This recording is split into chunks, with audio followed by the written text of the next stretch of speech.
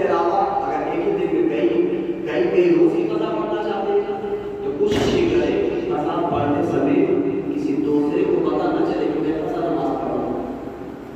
یہ بھی خیال ہے اس لیے کہ نماز چھوڑنا یہ گناہ ہے. نماز اگر کوئی چھوڑتا یہ گناہ ہے.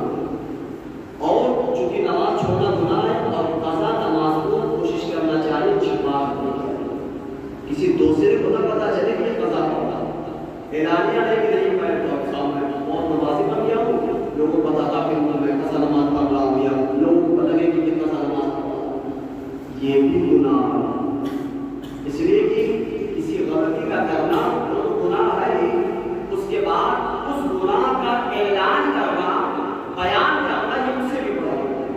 تو ایک تو نماز چھوڑنے کا گناہ کیا, اب لوگوں کو دکھا کر کے اس نماز چھوڑنے کا اعلان کر رہا ہے کہ میں نماز چھوڑ کر رہا ہوں, نماز چھوٹی ہوئی ہے, تو یہ بھی گناہ ہے. کوشش یہ کریں کہ اس انداز سے پڑھے کہ کسی کو پتہ ہی نہ لگے کہ میں قضا نماز پڑھتا ہوں. سمجھے درود پاک پڑھیں اللہم صلی علی سیدنا مولانا محمد وعلی آل سیدنا مولانا محمد وبارک وسلم صلوا علیہ الصلوۃ والسلام علیہ یا رسول اللہ صلی اللہ علیہ وسلم. اب ان قضا نمازوں میں نیت کے لیے اب اگر یاد ہو کہ میں کس دن کی قضا نماز پڑھا تو وہ دن یاد کریں اور کہیں فلاں تاریخ فلاں سن کی فلاں وقت کی نماز قضا میں پڑھا. یہ تو دشوار ہو جائے گا, کتنا پڑھا یاد ہو جائے گا, بھول جائے گا, مشکل ہو جائے گا. تو دین میں بڑی آسانیاں, دین بہت آسان ہے. چونکہ اس طرح سے دشواریاں ہو جائیں گی تو اب طریقہ اس کا کیا ہے کہ آسان ہو جائے. اس کا آسان طریقہ یہ کہ نیت کریں. جیسے فجر کی 2 رکعت فرض نماز آپ کو قضا پڑھنی ہے تو نیت کیوں کریں؟ نیت کی میں نے 2 رکعت نماز قضا, نیت کی میں نے 2 رکعت نماز قضا, میرے ذمے جو باقی ہے اس میں سے پہلے فجر کے فرض واسطے اللہ تعالیٰ کے منکر کا شریف سبھی نمازوں میں ایسی نیت ہے. اب کس سن کی ہے کس تاریخ کی ہے تو خدا بہتر جانتا ہے. بس اتنا کہہ دیں کہ نیت کی میں 4 رکعت نماز قضا, میرے ذمے جو باقی ہے اس میں سے پہلے ظہر کی فرض. ایسے ہی عصر کی میں نیت کی میں نے 4 رکعت نماز قضا, میرے ذمے جو باقی ہے اس میں سے پہلے عصر کی فرض, پہلے مغرب کی فرض, پہلے عشاء کی فرض. اس طریقے سے نیت کریں. اس کے بعد جو عام نیت ہے اللہ سے اللہ تعالیٰ کے منکر کا شریف اس طرح نیت باندھے اور نماز پڑھتے رہے. جب انسان عبادت کی غرض سے خدا کے خوف کی وجہ سے خدا کو راضی کرنے کی نیت سے نماز شروع کر دیتا ہے تو کب کس کی موت ہو جائے یہ تو کوئی نہیں جانتے. ہم آج شروع کریں کبھی ہمارے قضا ہو جائے. ابھی ہم نے سوچا ہے کہ ہم نے ارادہ کیا ابھی ہم ایک ہی وقت کی نماز پڑھیں کہ ہمارے انتقال ہو جائے. ہو سکتا ہے ایسا معاملہ کوئی کسی کی موت کے بارے میں نہیں جانتا, اپنی موت کی بھی کسی کو خبر نہیں, لیکن جب انسان نیت اچھی کر لیتا ہے کہ میرے پروردگار میری جتنے سالوں کی نمازیں چھوٹی ہوئی ہیں میں تمام نمازوں کی قضا کروں گا, میں اپنی تمام نمازیں مکمل کروں گا. اور حدیث مبارکہ ہے اللہ کے حبیب صلی اللہ علیہ وسلم فرماتے ہیں انما الاعمال بالنیات, عمل کا دار و مدار نیت پر ہے. چونکہ نیت اب یہ ہو چکی ہے کہ میں اپنے تمام نمازیں بھروں گا, قضا کروں گا, اور ابھی ایک ہی دن پڑھا یا ایک ہی وقت کی نمازیں قضا کیا تھا کہ انتقال ہو گیا, تو چونکہ نیت اس کی اچھی تھی تو امید ہے کہ پروردگار عالم اس کی نیت کی وجہ سے اس کی جو بقیہ نمازیں ہیں اسے بھی خدا معاف فرما دے گا. اس لیے کہ پروردگار عالم دل کے ارادے کو جانتا ہے. پروردگار عالم سچی نیتوں کا ثواب عطا فرمایا کرتا ہے. اگر آپ نے ارادہ کر لیا کہ میرے پروردگار آج میں توبہ کرتا ہوں, آج سے میں اس گناہ کے قریب نہیں جاؤں گا, یہ ارادہ کر لیا کہ میرے خدا آج میں پکا ارادہ کرتا ہوں کہ یہ جو میرے اندر ہے میرے جس گناہ کو میں بار بار کر رہا ہوں آج کے بعد میں اس گناہ کے قریب نہیں جاؤں گا. یہ ارادہ کرنا تھا, توبہ کرنا تھا کہ پروردگار عالم آپ کے گناہوں کو معاف کر دیتا ہے. اللہ تبارک و تعالیٰ آپ کو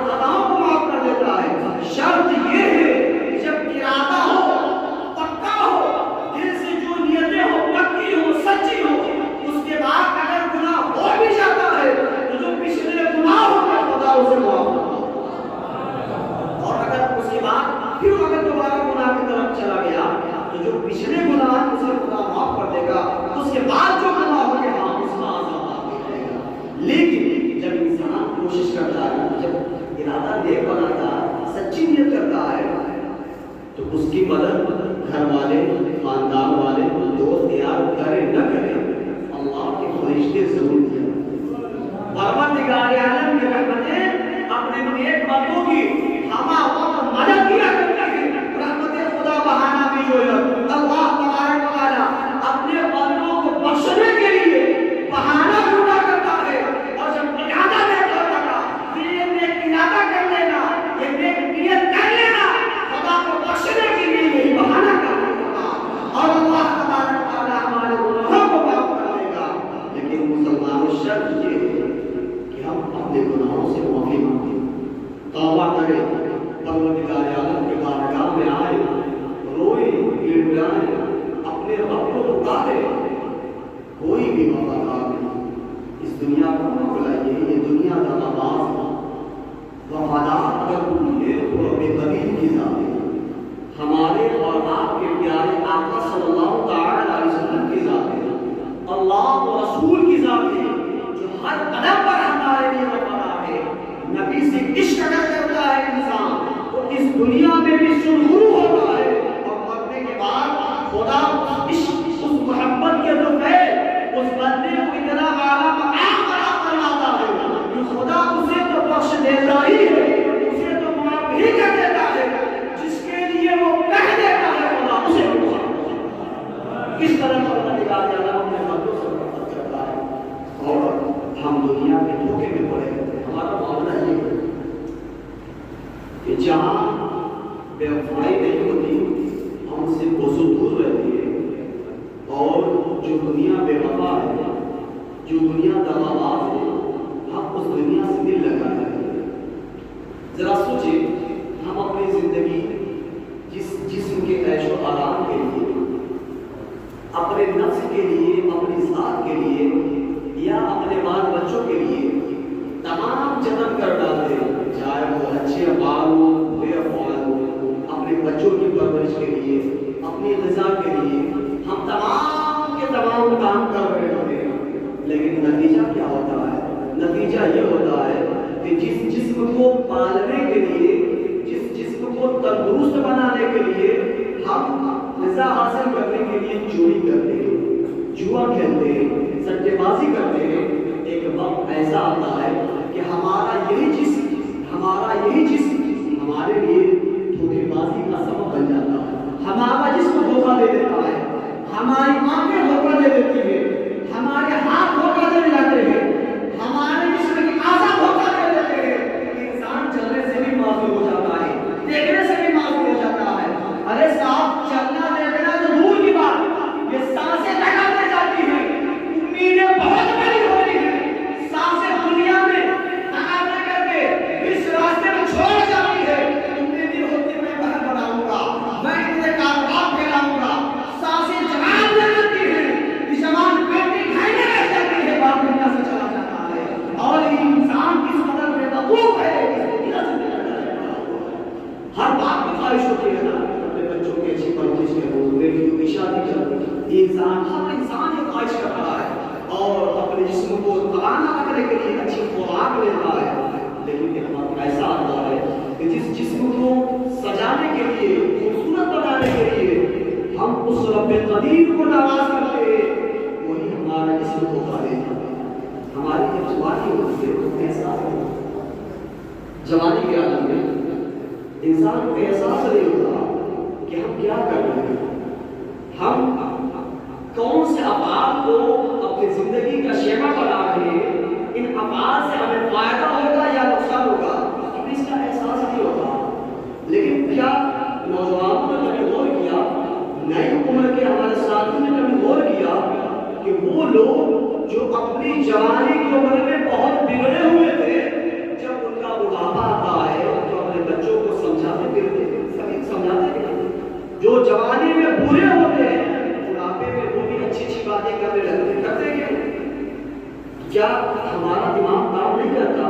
اللہ تبارک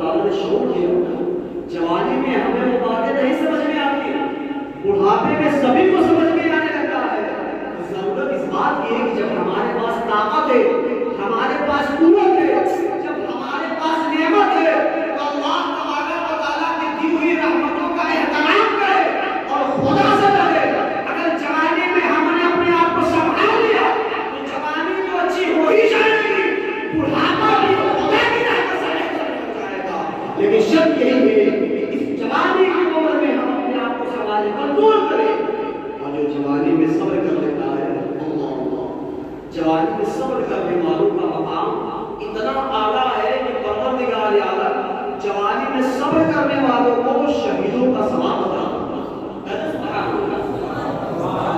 اللہ کے حبیب صلی اللہ علیہ وسلم پہ جو قرآن نازل ہوا، پروردگار عالم نے کہا یا ایھا الذین آمنوا اتقوا اللہ مع الصادقین، اے ایمان والو اللہ سے ڈرو اور سچوں کے ساتھ رہو۔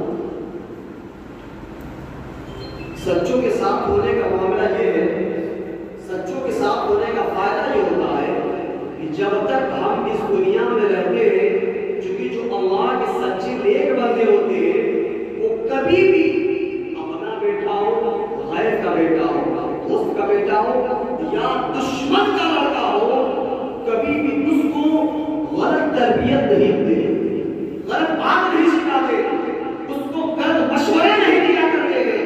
اور اللہ کے جو نیک بندے ہوتے ہیں، پروردگار عالم کی جانب سے ان پر خدا کی رحمتوں کا نزول ہوتا ہے۔ اللہ تبارک و تعالیٰ کی جانب سے خدا کے فرشتے نیک بندوں پر خدا کی رحمتیں نازل کرتے ہیں۔ اللہ تبارک و تعالیٰ نے ہمیں اور آپ کو کہا ہے، اے ایمان والو خدا سے ڈرو بھی، سچوں کے ساتھ ہو جاؤ، اس لیے کہ جب خدا سے ڈر کر کے احکام خدا بندی کی تم پاسداری کرتے رہو گے اور سچوں کے ساتھ ہو جاؤ گے تو ایمان کا لٹیرا اگر تمہارے ایمان کو لوٹنا چاہے گا تو تربیت تمہارے پاس اللہ کے نیک بندوں کی ہوگی۔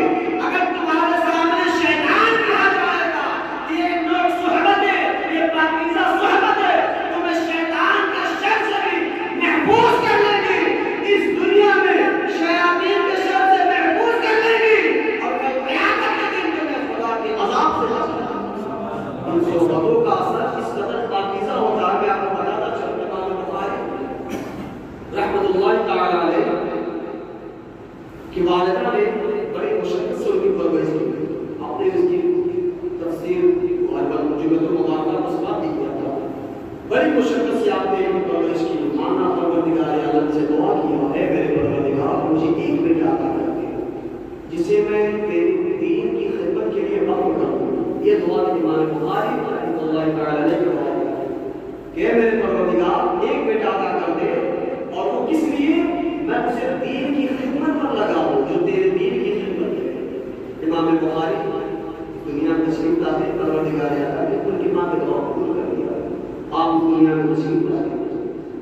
امام بخاری رحمۃ اللہ تعالی علیہ کی والدہ آپ کی پرورش کرتے ہیں، 6 سال کی آپ کی عمر پہنچتی ہے کہ آپ کے آنکھوں کی روشنی چلی جاتی ہے۔ آپ اندازہ کریں جس ماں نے بڑی محنتوں سے، مشقتوں سے اور اللہ تبارک و تعالیٰ کی خدمت کے لیے ایک بیٹا طلب کیا ہو اور اس بیٹے کی بچپنے کی آنکھ سے روشنی چلی جائے۔ بس اوقات جن کے بچے معذور ہوتے ہیں، ماں دعا کرتے ہیں میرے پروردگار اس مصیبت سے بہتر ہے اس بچے کو تو ہوتا ہے۔ جب کسی بچے سے جو معذور ہوتا ہے وہ بڑے سے نہ چل سکے نہ پھر سے اس طرح سے بھی بچے کو جو ماں دعائیں کرتی ہے میرے پروردگار اس پر کہ تو اٹھا لے، اپنے پاس بلا لے، اس مصیبت سے تو بہتر ہے۔ امام بخاری اللہ تعالیٰ نے دعا کرتی ہے میرے پروردگار میں نے تجھ سے ایک بیٹا مانگا تھا اور وہ بھی میں اپنی خاطر نہیں تیرے دین کی خدمت کی خاطر میں نے تجھ سے بیٹا مانگا تھا، اور میرے پروردگار تو نے میری دعا کو قبول کر لیا، لیکن اب اس کی بینائی چلی گئی، جو بیٹا دیکھ نہیں سکتا، اپنے کام خود سے نہیں کر سکتا، جو اپنی مدد نہیں کر سکتا، اپنی خدمت نہیں کر سکتا، تو تیرے دین کی کیا خدمت کرے گا؟ اے میرے پروردگار میرے بیٹے کی بینائی کو واپس کر۔ آپ بے سہار ہو، زار و قطار ہو جا کرتے تھے، روتی تھی، تڑپا کرتی تھی اور اپنے رب سے رو لگا کر کے دعائیں مانگتی تھی۔ دن کے اجالے میں، رات کی تاریکی میں، تہجد کے وقت اٹھتی ہے، روتی ہے، نماز ادا کرتی ہے، پروردگار سے دعا کرتی ہے میرے پروردگار میرے بیٹے کو بنا ہی واپس کر دے، روشنی لوٹا دے۔ یہ معاملہ چلتا رہا۔ مسلمان بہت جلد باز ہوتا ہے۔ آج ہم سوچتے ہیں کہ ہم آج دعا کریں فوراً ہمارے دعا قبول ہو جائے۔ کیا کوئی نبی ہے؟ ہمارا معاملہ تو یہ ہے کہ ہمیں خدا رزق دے دے گا، یہی اس کی بہت بڑی رحمت ہے، یہ اس کا کرم ہے، اس کی مہربانی ہے کہ ہمیں خدا کھلا زندہ رکھے ہمیں، ہمارے اعمال ایسے بھی نہیں ہے کہ خدا ہمیں رزق دے۔ امام بخاری رحمۃ اللہ تعالی کو اللہ تعالیٰ ہوتی ہے، عبارت کرتی ہے دعا دل سے جو آگ نکلتی ہے اثر رکھتی ہے، دل سے جو آگ نکلتی ہے اثر رکھتی ہے، پر نہیں قوت پرواز مگر رکھتی ہے۔ جب انسان روتا ہے دل اس کا ہوتا ہے، اور رو کر کے دل پروردگار سے فریاد کیا کرتا ہے تو اللہ تبارک و تعالیٰ اس کی دعا کو رد نہیں کرتا، اس کی دعا ضرور ہوتی۔ اور ماں کی دعا، ماں کی دعا کا تو معاملہ یہ ہے کہ ماں اگر اپنے بیٹے کے حق میں دعا کر دے، اگر بھلائی کی دعا کرے تو بھی خدا قبول کرتا ہے، اور برائی کی دعا پر دعا کرتا ہے تو خدا قبول کرتا ہے۔ ماں کی دعا بیٹے کے حق میں رد نہیں ہوا کرتا ہے۔ تو مسلمانوں جب ہم پریشان ہو تو ہمیں یہ چاہیے کہ اپنی ماں کے پاس جائیں، جب پریشانی بھی گھیرے تو ماں کے پاس جائیں، باپ کے پاس جائیں، ان کی خدمت کریں، پیار سے ان کو دیکھیں، ان کی خدمت کریں، توفیق دے پروردگار عالم تو پاؤں پکڑ لیں، پاؤں دبائیں، سر دبائیں، ان کی خدمت کریں۔ اور خدمت کرنے کے بعد کہ میری والدہ، میری ماں، میں فلاں مصیبت میں گرفتار ہوں، میرے ساتھ فلاں پریشانی ہے، میرے لیے دعا۔ اگر بندہ اپنے ماں سے اس طرح کہے، ماں کا دل خوش کر دے، اور ماں اپنی دعا کو اٹھا کے پروردگار کی بارگاہ میں، تو اللہ رب العزت کی جلال کی قسم، اللہ تبارک و تعالیٰ ماں کے دل سے نکلی ہوئی دعا کو رد نہیں دیتا ہے، خدا قبول فرما دیتا ہے۔ ماں بخاری رحمۃ اللہ تعالی علیہ وسلم دعا کرتی ہے کہ میرے پروردگار میرے بیٹے کی بیماری کو واپس کر دے۔ ایک بار آپ رات میں سوتی ہے کہ آپ نصیبہ بیدار ہو جاتا ہے۔ ہمارے نبی محمد صلی اللہ علیہ وسلم کے جد امجد حضرت ابراہیم علیہ السلام خواب میں تشریف لاتے ہیں، بولتے ہیں سبحان اللہ۔ ابراہیم علیہ السلام آتے ہیں اور کہتے ہیں کہ اب تمہیں پریشان ہونے کی ضرورت نہیں ہے، اللہ تبارک و تعالیٰ نے تمہاری دعا کو قبول فرما لیا ہے، میں تجھے بشارت دینے آیا ہوں، میں تجھے خوشخبری دینے آیا ہوں، جا اپنے بیٹے کو جا کر کے دے، پروردگار عالم نے تیرے بیٹے کی روشنی کو واپس کر دیا۔ نیند سے بیدار ہوتی ہے وہ ماں کئی دن اپنے بیٹے کی مصیبت کی وجہ سے سوئی نہ ہو، تڑپ رہی ہو، اس کو ایسے خوشخبری مل جائے کہ تیرے بیٹے کی بینائی واپس آ گئی ہے، تیری دعا قبول ہو گئی، بتائیے اس ماں کو پھر نیند آئے گی؟ اب وہ سوتی نہیں ہے، جیسے نیند کھلتی ہے خواب ذہن میں، ارے خواب میں وہ بھی نبی کی زیادت، اور نبی کی شکل میں شیطان نہیں آ سکتا۔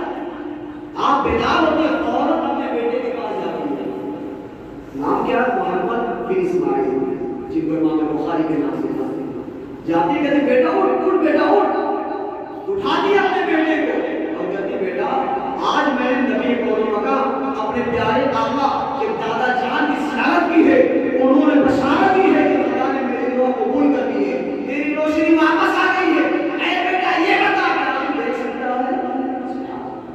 بیٹے نے کہا، ماں بولتے ہیں امام بخاری رحمۃ اللہ تعالی علیہ خوش ہو جاتے ہیں، ہم کہتے ہیں ہاں ماں میں دیکھ سکتا ہوں، ارے ماں میں تجھے بھی دیکھ رہا ہوں کہ تو ہر ایک کلر کی ہر ایک رنگ کی چادر اوڑھے ہوئے ہے، سبحان اللہ سبحان اللہ، ماں بڑا چاہتی ہے، خوش ہو جاتی ہے، خدا تبارک و تعالیٰ کا شکر ادا کرتی ہے، یہ میرے رب نے میری دعا کو قبول فرما دیا، میرے بیٹے کو آپ کی دعا قبول ہو جاتی ہے۔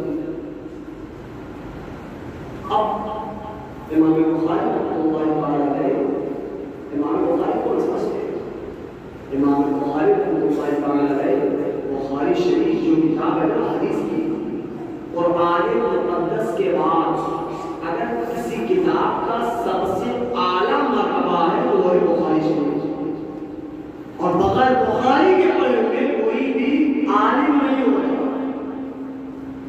امام بخاری رحمۃ اللہ تعالیٰ نے کہا کہ جب دیکھا کہ پروردگار نے میری دو دعاؤں کو قبول کیا، ایک تو میں نے خدا سے بیٹا مانگا، اللہ تبارک و تعالیٰ نے مجھے بیٹا عطا کیا، دوسرے میں نے پروردگار عالم سے کوئی بھی بینائی کو واپس کرنے کی دعا کی، خدا نے قبول کر دیا۔ اب خوش ہو جاتی ہے، خدا کا شکر ادا کرتی ہے۔ اب تیسری دعا مانگتی ہے، پیارے سبحان اللہ، تیسری دعا مانگتی ہے، کہتے ہیں میرے پروردگار تو بہتر جانتا ہے، میرے دل کے راز کو جانتا ہے، میرے نیتوں کو جانتا ہے کہ میں نے بیٹا مانگا تھا، اسی لیے مانگا تھا کہ میرے پروردگار کہ میرا بیٹا تیرے دین کی خدمت کرے۔ اے میرے رب، تو نے مجھے بیٹا بھی دے دیا، بیٹے کی بینائی بھی واپس کر دیا۔ اے میرے پروردگار، میری اب آخری التجا تجھ سے ہے۔ وہ التجا کیا ہے؟ آپ کہتے ہیں میرے پروردگار میں یہ چاہتی ہوں کہ تم میرے بیٹے کو اس روئے زمین پر سب سے بڑا حدیث کا عالم بنا دے۔ اللہ تبارک و تعالیٰ نے ان کی اس دعا کو بھی قبول کر لیا۔ امام بخاری رحمۃ اللہ تعالیٰ کو اس روئے زمین پر صرف ایک ملک نہیں بلکہ پوری دنیا میں حدیث کا اتنا بڑا عالم بنا دیا کہ ان سے بڑھ کر کے حدیث کا کوئی بھی عالم نہیں ہے۔ پوری روئے زمین پر سب سے بڑا کوئی عالم دین حدیث کا ہے محمد بن اسماعیل حضرت امام بخاری رحمۃ اللہ تعالیٰ علیہ۔ اللہ قبول فرمائے۔ پہلے کی جو مائیں ہوتی تھی، میں اپنے ماں بہنوں کو پیغام دینا چاہتا ہوں، تب بھی میری آواز پہنچتی ہوگی۔ میں پیغام دینا چاہتا ہوں کہ جب خدا کسی لڑکی کو دوشیزہ توفیق دے کہ اللہ تبارک و تعالیٰ اسے ماں کے مقام پر فائز کرے، ایک بیٹی ہی آگے بات چل کے ماں بنتی ہے، جب خدا توفیق دے کسی بیٹی کو کہ وہ مقام امیت پر فائز جائے، اللہ تبارک و تعالیٰ اسے ماں بنائے، اسے یہ چاہیے کہ بیٹی ہو یا بیٹا اس کی پرورش میں ایک ٹارگیٹ لگے اور اس ٹارگیٹ کے تحت، اس پلان کے تحت، اس منصوبے کے تحت اپنے بیٹے کی پرورش کرے۔ اللہ تبارک و تعالیٰ ان بیٹوں کے اندر ضرور کامیابیوں کے جو راز ہوتے ہیں انہیں اجاگر کر دے گا اور ان بچوں کو ضرور کامیاب کرے گا جن کی ماؤں کے اندر ایک منصوبہ ہوگا۔ پچھلی ماں منصوبے کے تحت کام کیا کرتی تھی کہ میرا بیٹا حافظ بن جائے، میرا بیٹا عالم دین بن جائے، میرا بیٹا محدث بن جائے، میرا بیٹا سپہ سالار بن جائے، میرا بیٹا دین کا سپاہی بنے، میرا بیٹا دین کا غازی بنے، میرا بیٹا وقت کا سلطان بنے۔ ایک منصوبہ ہوتا تھا، اسی منصوبے کے تحت ان بچوں کی پرورش ہوا کرتی تھی تو پروردگار عالم انہیں کامیابی عطا فرمایا اور جس میدان میں وہ نکل جایا کرتے تھے اس میدان کو سر کرتے تھے اور وہی اپنا جھنڈا کرتا تھا۔ ہماری ماں کے پاس جو آج کی ماڈرن بنائے نئے زمانے کی، ان کے پاس کوئی منصوبہ نہیں ہے، ان کی اپنی زندگی کا خود کوئی معیار نہیں ہے، اپنی زندگی کے خود کوئی منصوبے نہیں ہے۔ غیروں کے یہاں آج بھی منصوبے ہیں، یہودیوں کے پاس چلے جائے، عیسائیوں کے پاس چلے جائے، ان کے باپ دادا کے جو منصوبے ہوتے ہیں پورے نہیں ہوتے ہیں، آنے والی نسلیں ان منصوبوں کو پورا کیا کرتی ہے۔ کبھی تو آج پوری دنیا میں 3% ہونے کے باوجود پوری دنیا میں وہ حکومت پیغام انہوں نے کہاں سے لیا تھا؟ ایک سبق کہاں سے لیا تھا؟ ہمارے اور آپ کے گھرانے سے لیا تھا۔ جو درس ہمارے گھروں میں ہماری مائیں کیا کرتی تھی، آج ان کے گھروں میں درس دیا جاتا ہے، اس وجہ سے وہ کامیاب ہے۔ اور ہم نے اپنے درس کو بھلا دیا ہے، اپنے معیار کو بھلا دیا ہے، پیچھے چھوڑ دیا ہے، اپنی شباب اپنی نشانیوں کو چھوڑ دیا ہے۔ اسی وجہ ہے کہ تو خارج سے ہوئے ذلیل و خوار ہو رہے ہیں۔ ہمیں چاہیے کہ بچیوں کی ایسی تربیت کرے کہ جب وہ ماں بنے کسی بھی انسان کے کردار سازی میں، شخصیت سازی میں ایک عورت کا بہت ہی اعلیٰ مقام ہوتا ہے، چاہے وہ بیٹی کی شکل میں ہو، ماں کی شکل میں ہو یا بہن کی شکل میں۔ اور میرا ہوتا میں اسے نہیں کہہ رہا تھا، ہمارے نبی کریم صلی اللہ علیہ وسلم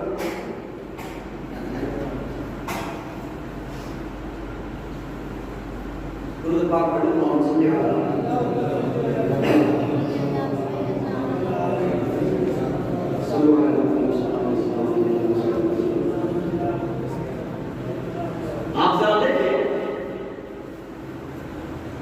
کا اعلان جو ہمارے نبی نے ہمارے نبی مولانا صلی اللہ علیہ وسلم کی ذات مبارکہ اور آپ کی عمر مبارک 25 سال 40 سالہ بیوہ اور 2 بار بیوہ ہو چکی حضرت خدیجہ رضی اللہ تعالی عنہا سے آپ نے لکھا حضرت خدیجہ رضی اللہ تعالی عنہا نے اپنی پوری دولت نبی کے دین پر نچھاور کر دیا، قربان کر دیا اور آپ کا ایسا ساتھ دیا ہے کہ ہمارے نبی کریم صلی اللہ علیہ وسلم نے آپ کی یاد ہمیشہ کی ہے، آپ کی انتقال کے بعد بھی ہمیشہ آپ کو یاد کرتے رہے اور خود نبی نے کہا ہے کہ جیسا ساتھ اور جیسی مشکلات میں خدیجہ نے میرا ساتھ دیا ہے میں خدیجہ کو کبھی نہیں بھلا سکتا، جبکہ آپ 2 بار بیوہ ہو چکی تھی، ایسی بیوی کو کون یاد کرتا ہے، لیکن آپ کا وہ کردار تھا، آپ کا وہ اخلاق تھا، اور نبی کی ذات کیا کہنا، نبی کسی کو کیسے بھلا سکتے ہیں، لیکن حضرت خدیجہ نے اسلام کی کامیابی میں، اسلام کی بقا میں، اسلام کی تبلیغ میں وہ اعلیٰ کردار نبھایا ہے کہ قیامت تک مسلمان کبھی نہیں بھلا سکتا ہے، اپنا سب کچھ قربان کر دیا ہے دین کی کامیابی میں حضرت خدیجہ کا اہم رول تھا۔ خود حضور صلی اللہ علیہ وسلم کی محبتوں کا احترام کرتے ہیں حضرت عائشہ رضی اللہ تعالیٰ عنہ کی عورتوں کے اندر شریف ہوں، پاکیزہ ہوں، سب کچھ ہو، لیکن عورتوں کے اندر یہ مادہ پایا جاتا ہے جب ان کے سامنے کسی دوسری عورت کی تعریف کیجیے تو ان کے کچھ ایمان بدلے نہیں معاملہ ہوتا، اور نبی اور فرشتوں کے علاوہ معصوم کوئی نہیں ہوتا، معصوم کون تھا؟ یا تو نبی اور فرشتے، انسان چاہے جتنا بڑا عالم ہو جائے، مقتدی ہو جائے، ولی ہو جائے، لیکن کوئی یہ نہیں دعویٰ کر سکتا کہ اس سے غلطی نہیں ہے، جھوٹ ہو سکتی ہے کسی کے، ہاں نبی اور فرشتے یہ معصوم ہیں۔ حضرت عائشہ رضی اللہ تعالی عنہا کو کبھی کبھی یہ باتیں جیسے عورتوں کے جو معاملات ہوتے ہیں ان کے سامنے کسی غیر کی تعریف کر لی جائے، ہوتا ہے کہ کیا میں ان سے زیادہ خوبصورت نہیں ہوں، کہاں کو بولی کہاں میں زمانے سب معاملہ، لیکن حضور صلی اللہ تعالی علیہ وسلم ہمیشہ خدیجہ کی یاد کرتے رہے، آپ نے اقرار کیا ہے جو ساتھ خدیجہ کے بارے ان کو میں کبھی نہیں بھلا سکتا، اسی لیے جب تک خدیجہ رضی اللہ تعالی عنہا آپ کے نکاح میں نہیں، آپ نے کسی اور سے کوئی نکاح نہیں آپ چاہتے 6 سال کی عمر میں بھی بہت ساری کوششیں جو سے اپنے نکاح کر سکتے ہیں، لیکن آپ نے ایسا نہیں کیا۔ تو ایک انسان کی کامیابی میں ایک عورت کا اہم رول ہوتا ہے، اہم کردار ہوتا ہے۔